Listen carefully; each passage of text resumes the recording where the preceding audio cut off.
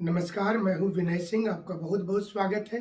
आज स्थानीयता नीति पर महत्वपूर्ण फैसला आने वाला है। फैसले में क्या कुछ हो सकता है, इस पर बात करेंगे और फैसला आने के बाद फिर इसका विश्लेषण करेंगे। और इस फैसले से झारखंड के जो एग्जाम की प्रक्रिया शुरू हुई है जेएसएससी का, उस पर क्या असर पड़ेगा, ये भी आपके साथ शेयर करेंगे। सबसे पहले बता दें कि आज फैसला आने की पूरी उम्मीद है और इस फैसले में जो चीजें पहले से चली आ रही हैं, जिस प्रकार से तर्क चल रहा है और जिस प्रकार से हाईकोर्ट ने इस मामले को देखा था, उससे ये नजर आ रहा है कि कहीं ना कहीं फैसले में सरकार के खिलाफ हो जाएगा मामला। और ऐसे में जेएसएससी सीजीएल का अथवा एक्साइज कांस्टेबल का या फिर दूसरे सभी परीक्षा का डेट जो होगा एग्जाम का, वो बढ़ जाएगा। एग्जाम का डेट बढ़ने के साथ साथ अंतिम तिथि भी बढ़ जाएगी फॉर्म भरने की। और इसके साथ जो जनरल कैटेगरी के छात्र छात्राएं हैं, जिन्होंने मैट्रिक व इंटर दूसरे राज्यों से कर रखा है, उनको मौका मिल जाएगा फॉर्म भरने का। और इसके लिए तकरीबन 1 सप्ताह से 10 दिन का नया डेट प्रकाशित हो जाएगा। ये महत्वपूर्ण पड़ाव होगा, जिसमें झारखंड में नियोजन नीति को लेकर जो अब आंदोलन भी चल रहा है, उस पर भी एक प्रकार से एक डायरेक्शन मिल जाएगा सरकार को, उसे क्या करना चाहिए। अगर ये फैसला सरकार के पक्ष में आ जाता है, यानी कि रमेश हांसदा अगर केस हार जाते हैं, तो जो एग्जाम की प्रक्रिया चल रही है वो एज इट इज रह जाएगी और आगे डेट एक्सटेंड नहीं करेगा। इसके साथ साथ अब 1932 के खातियान पर फोकस हो जाएगा। अगर सरकार इसे जीत जाती है तो 1932 के साइड में उनकी कदम जाएगी और उन्हें लगने लगेगा कि वो सब कुछ ठीक चल रहा है। अब आने वाले समय में चूंकि रमेश हांसदा के पक्ष में दिख रहा है कोर्ट का जजमेंट, और कोर्ट ने जिस प्रकार से पूर्व में टिप्पणी की, इसलिए हम ये विश्लेषण कर रहे हैं कि रमेश हांसदा के पक्ष में दिख रहा है।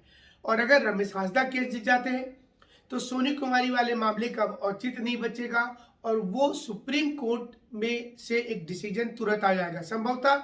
इसलिए वो डिसीजन नहीं आ रहा है कि एक ये वाली जो मैटर है नई, ये आना बाकी है।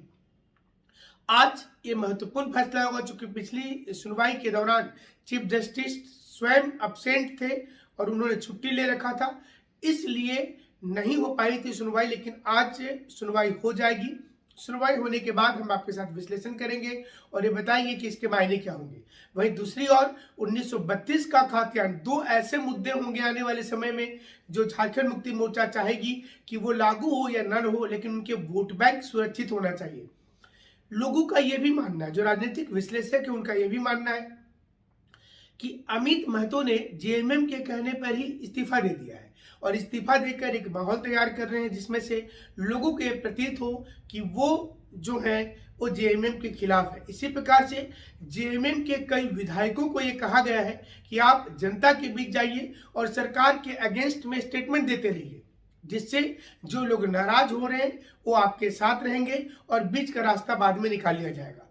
अब जेएमएम की सरकार दो प्रकार से सोच रही है। एक 1932 के खातियान को लागू करके जो उनका पारंपरिक वोट बैंक है वो सुरक्षित हो जाए, और वहीं दूसरी ओर जो ओबीसी आरक्षण होगा, इसे बढ़ाने के बाद झारखंड में आरक्षण की सीमा 72% हो जाएगी। आपको पता होगा कि बीजेपी और दूसरी अन्य पार्टियां महतो और कुर्मी जाति को बहुत दिनों से डिमांड कर रही है कि इसको एससी एसटी के अंतर्गत ले आया जाए, और अगर वो एसटी में आ जाते हैं तो ऐसे में एसटी वाली कैटेगरी में कुर्मी के ज़्यादा से ज़्यादा कैंडिडेट सिलेक्शन हो जाएगा बाद में।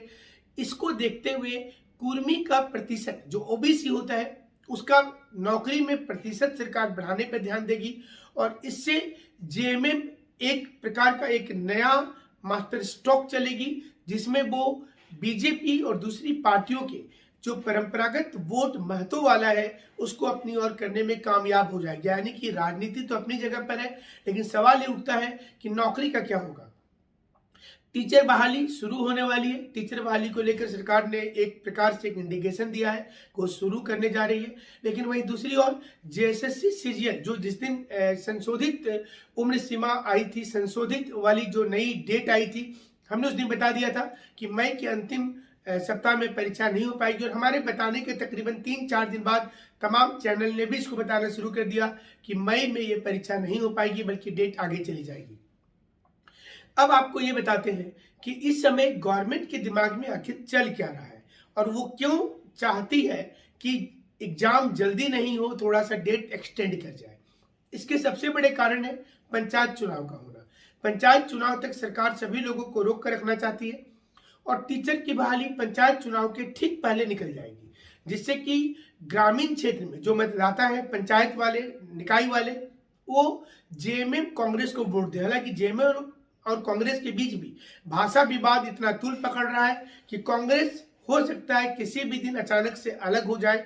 ऐसे में जेएमएम को लगता है कि अगर मध्यावधि चुनाव होगा या उनके वोटर जो होंगे उनको लगेगा कि सरकार शहीद हुई है और इसका सिंपैथी वोट झारखंड मुक्ति मोर्चा को मिल जाएगा और जेएमएम ग्रामीण क्षेत्र में स्ट्रांग है, उनके वोट सुरक्षित रह जाएंगे और आने वाले समय में वो अपने दम पर सरकार बनाने में कामयाब हो जाएगी।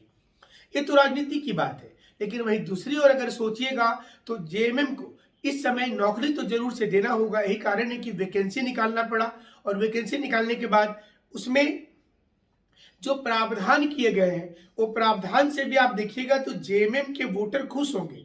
जिस प्रकार से मैट्रिक और इंटर वाली पॉलिसी को लाई गई, जिसमें एससी एसटी और ओबीसी को ये छूट दिया गया, ईडब्ल्यूएस को ये छूट दिया गया कि वो किसी भी राज्य से मैट्रिक इंटर कर सकते हैं, लेकिन बाकी जनरल कैटेगरी के लोग नहीं कर सकते हैं। ये सरकार को भी पता था कि ये केस हो जाएगा और हाईकोर्ट में, और इससे उनको मौका मिलेगा कि वो एग्जाम को एक्सटेंड करेंगे और यही कारण है कि एग्जाम एक्सटेंड होता जा रहा है। अगर इसी प्रकार से एग्जाम एक्सटेंड होता रहा तो गवर्नमेंट के लिए प्लस पॉइंट हो जाएगा। सरकार को मैसेज देने में आसानी होगी कि वो तो चाहती थी नौकरी देना, लेकिन हाईकोर्ट ने इसको रोक लगा दिया और कोर्ट ने ही डेट एक्सटेंड किया है। लेकिन लोगों को अब समझ में आता, सोशल मीडिया का जमाना है, सारी चीजें पहले आ जाती हैं और सत्ता में तो बाद में जाता है, लेकिन लोग पहले समझ जाते हैं। और यही कारण है कि विधानसभा में जो बहस चल रही है इसको लेकर के भी स्टूडेंट को पता है कि उनके लिए नहीं हो रहा है, ये आपस में पहले से अंडरस्टैंडिंग होती है और सरकार के ही कुछ मंत्री और कुछ विधायक को ये समझाया जाता है कि आप हमारे ही बारे में बोलिए, इससे मतदाता खुश हो जाएंगे। लेकिन मतदाताओं को सारा कुछ पता है, उनको सिर्फ इतना चाहिए कि आप रोजगार देते रहिए और आपकी पॉलिसी इतनी स्ट्रांग होनी चाहिए कि नौकरी मिलने में दिक्कत नहीं हो। उम्र वाले भाई विवाद चल रहा है और ये महीने में अगर देखिएगा तो हर 2-2 दिन के बाद एक नया डेट है हाईकोर्ट और सुप्रीम कोर्ट में, यानी कि इस महीने न्यायपालिका से काफी सारी उम्मीदें हैं। सरकार से उम्मीद कितनी है आप लोग देख रहे हैं, लेकिन न्यायपालिका से अवमानना वाला भी केस चलेगा, नियुक्ति को लेकर अवमानना का केस चलेगा। और जैसा आप जानते हैं कि संस्कृत टीचर के मामले में भी हाईकोर्ट ने कहा कि अब समय आ गया है अरेस्ट वारंट निकालने का, इसलिए गवर्नमेंट को कुछ ना कुछ तो दिखाना पड़ेगा। देखते हैं गवर्नमेंट कितना कुछ दिखा पाती है। हमारे साथ आप इसी प्रकार से जुड़े रहिएगा। हमसे जुड़ने के लिए आपका